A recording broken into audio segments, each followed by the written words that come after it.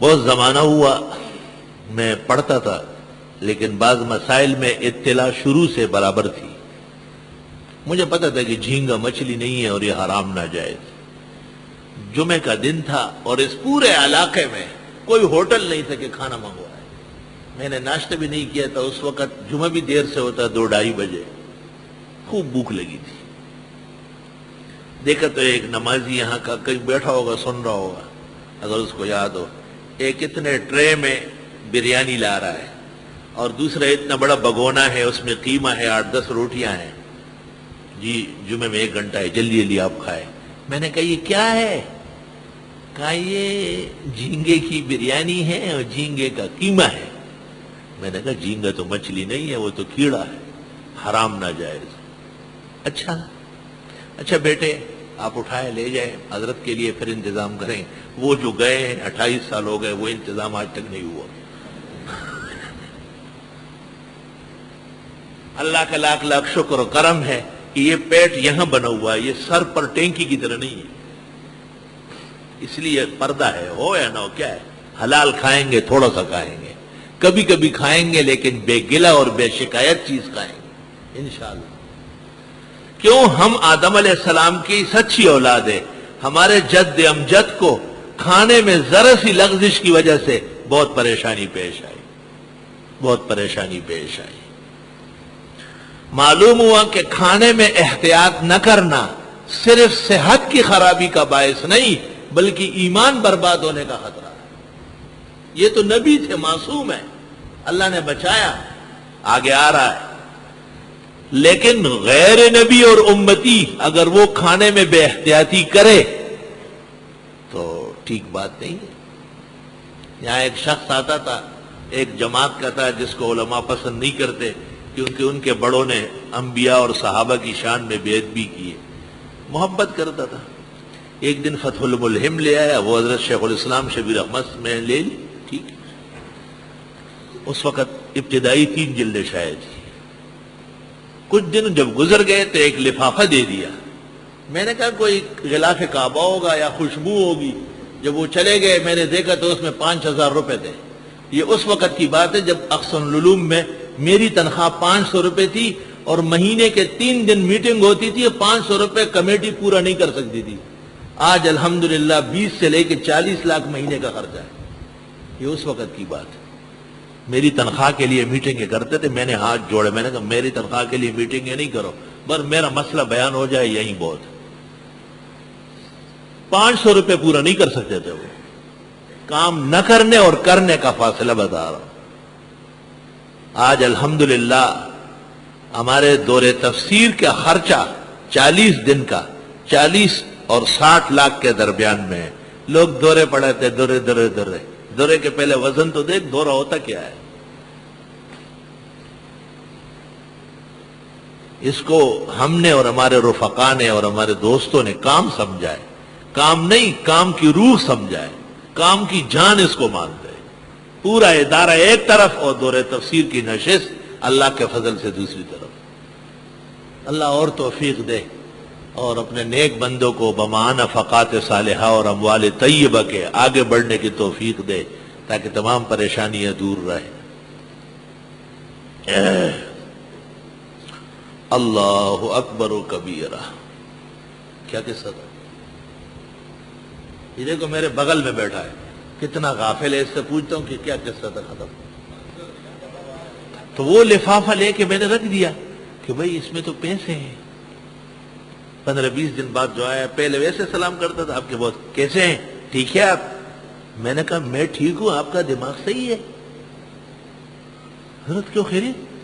میں نے کہا یہ لفافہ ملا ہے 5000 کا، اس میں کینچی نہیں ہے۔ کیا مطلب ہے؟ میں نے کہا کینچی رکھتے ہیں آپ کی جماعت والے اور مولویوں کو کہتے ہیں داڑھی بڑی ہے، اس کو ذرا چھوٹی کر لے، اچھی نہیں لگتی۔ پھر چند دن بعد کہتے قمیص اتنی بڑی، یہ ایران کے پاسداروں کی طرح ہے، جاسوسوں کی طرح، اس کو ذرا اوپر کر لو۔ میں نے کہا آپ تو مولویوں کے ساتھ یہ کرتے ہیں، لے اپنے 5000، پتہ نہیں کہاں سے مار کے لایا ہے۔ ہم گنگیوں کے سنبھالنے والے ہیں کہ ہم بھاگا یہاں سے، یہ نسخہ تو یہاں استعمال نہیں ہوا۔ میں نے کہا اس سے آپ ہماری زبان بندی کرنا چاہتے ہیں؟ کہ یہ بیان میں اور درس میں اس شخص کے خلاف کمی کرے گا جس نے انبیاء اور صحابہ کو اپنے نو کے قلم سے زخمی کیا ہے۔ استغفر اللہ واتوب الیہ۔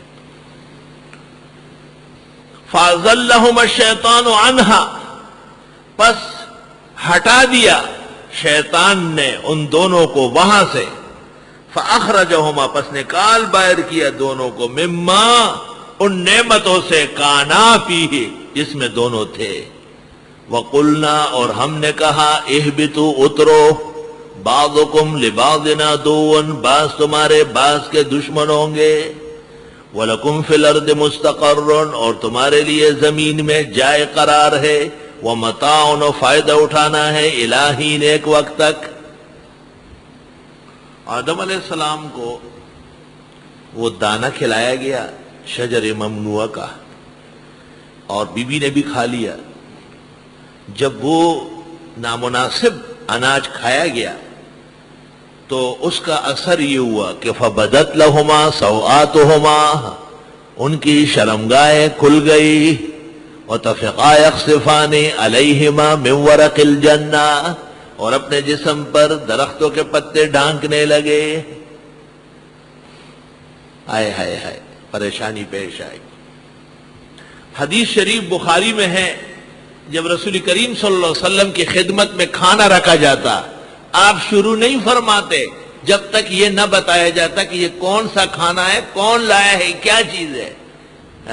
اس کے سامنے بریانی رکھو، بسم اللہ الرحمن الرحیم، بسم اللہ الرحمن الرحیم سے مردار حلال ہو جائے گا؟ پھر تو کسی کے جیب سے نوٹ کھینچو اور بسم اللہ الرحمن الرحیم، وہ تیرا ہو جائے گا کیا؟ تبلیغی جماعت کے لوگ اچھے لوگ ہیں، نیک صالح لوگ ہیں، اللہ اس جماعت کو اور عزت عطا فرمائے، اور ہمارے لوگ ہیں، ہم ان کے ہیں، وہ ہمارے ہیں۔ ان بعض چیزوں میں ذرا کم فہم ہے، بڑے تکڑے قسم کو مولویوں کو ڈھونڈا کہ ذرا اس کو سیدھا کرنا ہے۔ فجر کے بعد آئے، سامنے دارالحدیث کی جگہ چھوٹا سا باغیچہ ہوتا تھا، اس کے سامنے پلنگ پر ہم بیٹھتے تھے۔ میں نے طالب علموں سے، خادموں سے کہا چائے وائے ناشتہ تیار کرو۔ جمعہ کا دن تھا، فجر کے بعد جماعت کے نیک لوگ آئے، جماعت بڑا کام کر رہے، میں نے کہا اللہ اور توفیق دے، مدرسوں والے بھی آ جائے، تو میں نے کہا جب فرصت ملے گی تو آ جائیں گے، فی الحال تو کرانا نا، یہ دا خدای پلوی کرم بکیگی اور پظاہر گرانا دا زمان دا جانان مینا۔ باتیں کرتے کرتے میں نے کہا ایک بات میں کرتا ہوں، وہ یہ کہ اب تک آپ نے جتنی حدیثیں سنائی سب جھوٹی ہے، کیونکہ یہ ٹھیکہ آپ نے لیا ہے کہ جو حدیث محدثین نے دفنائی ہے وہ آپ بیان کرتے رہیں گے۔ صحیح حدیثیں جو حضرت شیخ نے تبلیغ نصاب میں لکھی، فضائل صدقات میں لکھی، وہ کیوں بیان نہیں کر رہا؟ آپ پہلے وہ یاد کریں۔ شیخ 55 سال بخاری پڑھا کر پھر یہ کتابیں لکھی، یہ ہمارے ہاں۔ میں نے کہا دیکھو آپ جو سنت بیان کرتے وہ یہ ہے، ہاتھ دھو لے، دائیں ہاتھ سے کھائے، اپنے سامنے سے کھائے، بسم اللہ پڑھ کے کھائے، ہو گیا؟ نگاہ ہو گیا۔ میں نے کہا اب وہ جو کھانا پڑا ہوا ہے وہ 11ویں کا ہے، وہ وما اہل بہ لغیر اللہ، کسی درگاہ سے کھانا آیا ہوا ہے، وہ ہاتھ دھونے سے اور سامنے کھانے سے بسم اللہ پڑھنے سے کیوں کر حلال ہوگا؟ وہ جو ہمارے ہاں دور حدیث و تفسیر پڑھ کے گیا ہو وہ کہے گا کہ بھائی یہ معلوم ہونا چاہیے، کوئی نامناسب چیز نہ ہو۔ الحمدللہ۔